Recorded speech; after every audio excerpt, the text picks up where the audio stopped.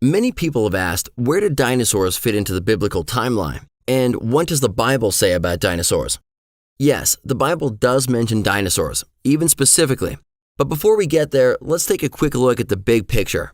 Evolution holds that dinosaurs evolved 220 million years ago and died about 65 million years ago from any of a number of possible extinction events. But the Bible teaches that all land animals, including dinosaurs, were created on the sixth day of creation, just thousands of years ago, and they were all named by Adam just before God handed over his completed creation to Adam and Eve, charging them to take dominion over his completed creation. Then, about 4,400 years ago, the entire world was deluged by Noah's flood, and the dinosaurs, along with billions of other creatures, were wiped out. Let's take a quick look at some evidences that show that the biblical account might actually be true. And when we look at the dinosaur fossil record, we see that they were buried furiously, rapidly, and simultaneously, oftentimes found fleeing in groups. Take this massive bone bed in Hilda, Canada. Thousands of centrosaurs were catastrophically buried over an entire square mile. Or this one in China, where thousands of different kinds of dinosaurs were simultaneously buried in a single 980-foot-long ravine. There are hundreds of dinosaur bone beds all over the world, including the U.S., where the Morrison Formation covers 13 states and 700,000 square miles. Thousands of torn-apart dinosaurs are buried here in hundreds of mass graves, with many found in the classic death pose with their necks arched back, choking as they died. Museum signs everywhere even admit they died in a watery catastrophe. Some dinosaurs are even found mummified, with tree leaves, flowers, ferns, shrubs, and algae still in their stomach. Dinosaurs are even found buried with marine creatures. Isn't a global flood the best explanation for this? Scientists have been discovering soft tissue in dinosaur bones. They describe blood cells, blood vessels, connective tissue, and even collagen, which has a maximum shelf life of about 900,000 years at 40 degrees. With a maximum shelf life of less than 1 million years, what's collagen doing in dinosaur bones that are supposedly 65 million years old? Many dinosaur bones are even found unfossilized in places like Madagascar, Alaska, and Montana. Does this evidence seem to support the Bible's recent and violent flood, or evolution stories? But some would say if the Bible includes the truth about Earth history, it would specifically mention dinosaurs. Well, the term dinosaur wasn't even invented until 1841, and Bible translations before this time used the term dragon over 35 times, in many contexts describing dinosaur-like creatures. Job chapter 40 describes a majestic creature using the name Behemoth, which means colossal beast.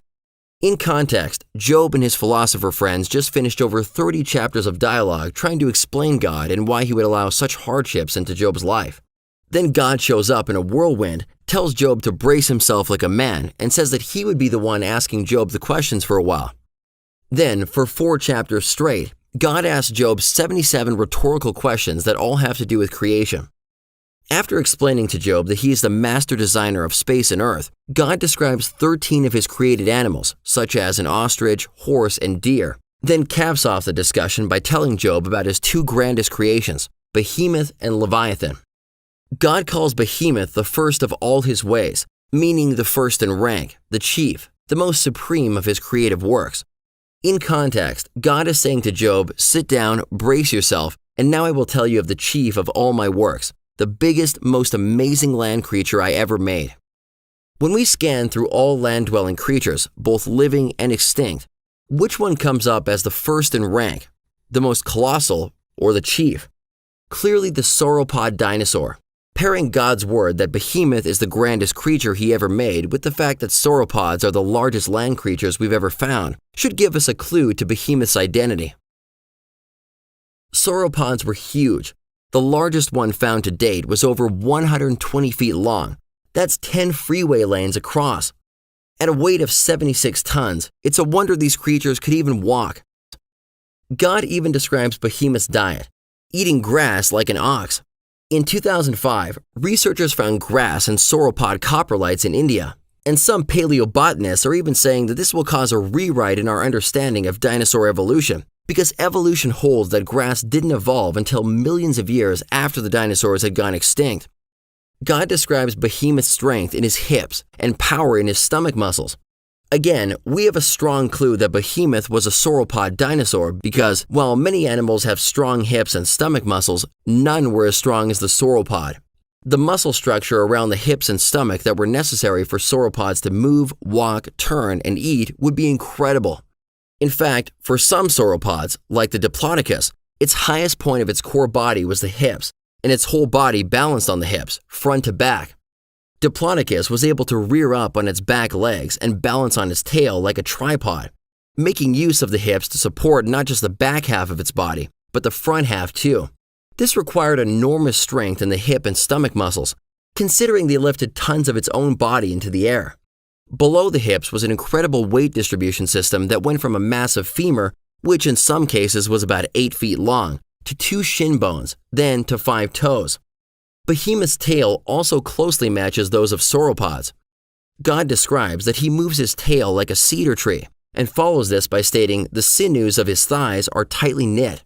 Paleontologists have learned from muscle attachment locations in their bones that the tightly knit structure of Behemoth's thighs and hips actually made his tail sway from side to side with each step, much as a cedar tree does when it sways in the wind. Tail drag marks are only rarely found behind sauropod footprints, indicating their tails were raised while they walked. It's difficult to think of a creature that fits this biblical description better than a sauropod dinosaur. God describes his bones like beams of bronze. Most Bible versions translate this phrase as tubes of bronze, conduits of bronze, or pipes of brass, which conveys both strength and being hollow like a channel or a tube. This matches the fact that sauropods had the largest leg bones of any animal, and they are in fact just like tubes of metal, having a hard outer casing and spongy marrow and veins on the inside. Then God says that its ribs are like bars of iron. Unlike much of sauropod's skeleton that was spongy and filled with air for weight savings, its ribs were fully ossified. They were made out of solid bone. Again, we have a perfect match. God even describes Behemoth's habitat. He lies under the lotus trees, in a covert of reeds and marsh. The lotus trees cover him with their shade, and the willows by the brook surround him. This was a creature that had to be near lots of green food, living in a lush, tropical environment. Large sauropods had to eat half a ton of vegetation every day, and they likely had to eat all day long to consume this amount of food. Next, God says that indeed the river may rage, yet he is not disturbed. He is confident, though the Jordan gushes into his mouth. Why would God point out that this animal can stand in a rushing river? Lots of animals can do this, depending on the size of the rushing river. In this case, God said the river may rage, yet he is not disturbed, and that Behemoth is confident even though this raging river should gush into his mouth. The Jordan River is the largest river in Palestine, and it currently flows at only 15% of the rate it flowed in the past. Even so, in the winter, this river would be incredibly difficult to cross, and it would take a very sizable animal to stand undisturbed in this rushing current, and even more, let the current gush into its mouth. Some of the larger sauropods stood over 20 feet at the shoulders and weighed over 70 tons. Creatures of this size and mass could withstand a raging river better than any others. Even with all this evidence, some say that Behemoth was just a mythical creature. But why would God try to display his awesome creative power by describing something that never existed? Anyone can do that. And why would God say that Behemoth was the chief of all his creations after describing 13 real, still living animals in the same passage? Why go through all the trouble to describe Behemoth as a grass-eating animal that lies peacefully in the shadow of the river plants along with his physical description, diet, and habitat, all of which happen to fit a known creature, a sauropod dinosaur? Certain Bible footnotes state that Behemoth was a hippo or an elephant, but neither comes close to matching all 13 characteristics God used to describe Behemoth.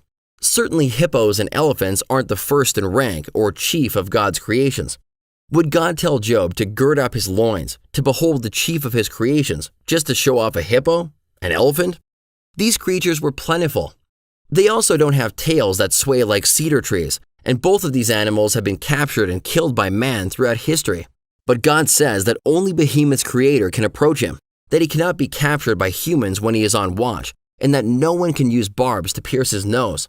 These impossibilities fit sauropod dinosaurs better than any other animals because of their towering heads and huge size. With a head that reached over 40 feet high, it could also see people coming from far away. Its massive tail also makes him unapproachable.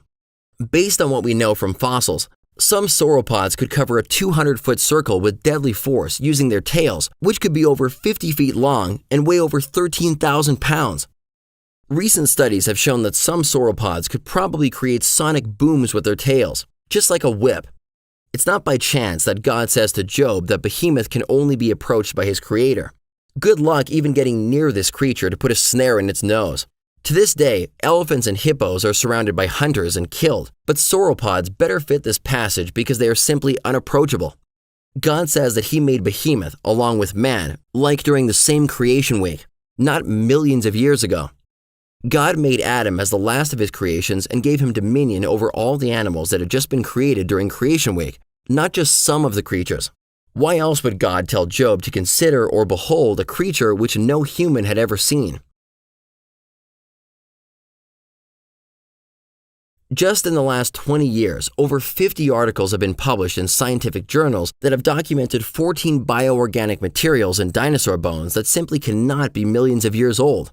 These include blood vessels, red blood cells, hemoglobin, bone cells, ovalbumin, chitin, unmineralized bone, collagen, limited DNA, skin pigments, FEX proteins, histones, keratin, and elastin. Just 20 years ago, most scientists simply assumed dinosaur bones were solid mineralized impressions of bones, but modern science has now revealed that many of the dinosaur bones are original, even at the molecular level. Several ancient cultures have drawings and carvings of sauropod-like creatures. Look at this one from the Amazon rainforest that shows 9 warriors hunting what appears to be a sauropod dinosaur. It even dates to around the time the book of Job was likely written. You can see these amazing pictographs here, allegedly over 5,000 years old. They definitely look authentic. I've seen pictographs all over the world. And we have a hunting scene here with a very large animal in the center. Now we have 1, 2, 3, 4, 5, 6, 7, 8, 9 hunters. And you can see this hunter here is raising his spear, getting ready to spear this animal. Obviously, these people saw this animal alive. They didn't dig up the bones. They saw it living, breathing. They were hunting this animal. Well, what is it? Well, there's a lot of people that aren't sure what it is, but it sure looks like a dinosaur.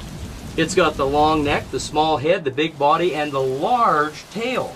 Some have suggested maybe this is a camelid like a llama, but llamas don't have big, large tails like that. Many reptiles do. But according to the theory of evolution, dinosaurs went extinct at least 65 million years ago. What in the world were people just over 5,000 years ago doing hunting them? The local secular archaeologist would not tell us what he believed the animal was on film. Off camera, he admitted that it was a dinosaur that survived extinction and lived alongside people. Why did so many different cultures draw and paint the same type of creature? As a land-dwelling creature that breathed through its nose, Noah was commanded to bring these types of creatures onto the ark, as juveniles, of course, and many likely survived for some centuries after the flood. When it comes to human history, to bridge the gap between 4,000 to 5,000 years ago and the distant past beyond this time, we each have 2 choices: rely on God who was there and told us what happened, or trust in carbon-14 dating and other types of radiometric dating beyond 100,000 years. Choosing between these 2 histories is no small matter. You see, people won't allow God's word to shape their daily lives or guide them in their eternal choices if they don't believe it's historically or scientifically credible.